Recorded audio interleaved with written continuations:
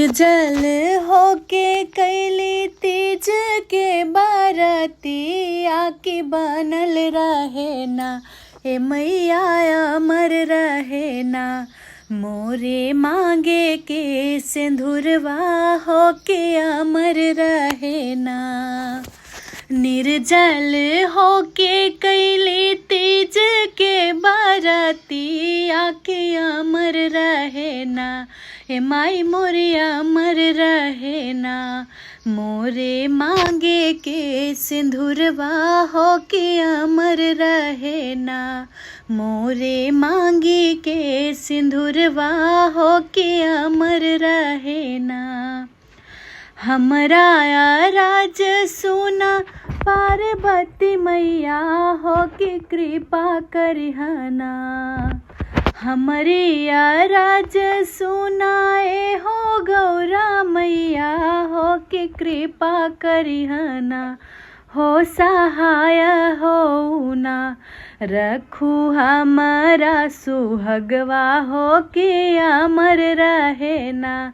मैया हमारा सुहगवा होके अमर रहे ना। निर्जल होके कैली तीज के बरती आके अमर रहे ना।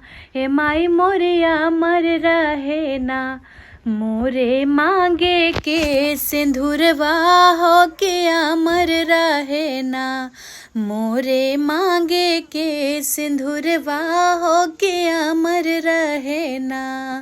जन्म जन्म रही हम यही बाती हो कि यही बिनती ना।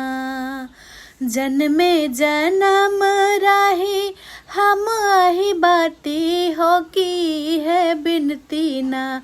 हे माई मोरी है बिनती ना। करी सिरवा झुकाई मैया है बिनती ना। करी सिरवा झुकाई मैया है बिनती ना। निर्जल होके कैली तो हरी बरती आके अमर रहे ना। हे माई मोरे अमर रहे ना। हमरे मांगे के सिंदूरवा होके अमर रहे ना। फूले सा खिलल रहे पिया के सुरती आके बनल रहे ना। फूले सा खिलल रहे पिया के सुरतिया हो बनल रहे ना। हे माई हो बनल रहे ना। दोनों जोड़ा में प्यार की बनल रहे ना। पुरैन पात पर आसन सजावल के चंदन रोरी के ना। पुरैन पात पर आसन सजावल के चंदन रोरी ना। हे माई संग गैया के दूधवा हो के तोरे खातिर ना। निर्जल होके कैली तीज के बरती आया मर रहे ना। हे मोरी माया मर रहे ना। मोरे मांगे के सिंदूरवा हो अमर रहे ना। जैसे मैया अमर तोहरो सुहगवा हो के वैसे मैया ना। हे माई वैसे वैसे ना। अमर राखो मोर सुहाग हो के वैसे वैसे ना। बनल रहे यही बात मैया वैसे वैसे ना।